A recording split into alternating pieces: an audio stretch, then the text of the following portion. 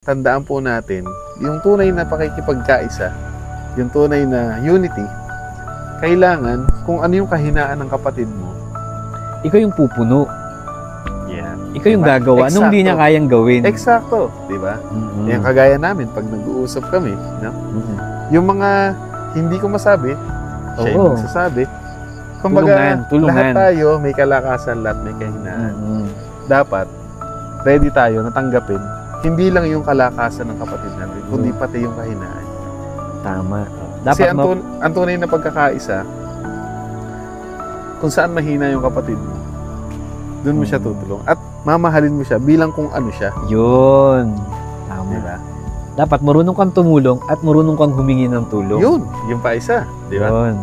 Kasi, para magawa nyo ng maayos kung ano yung pinapagawa sa inyo. Yan.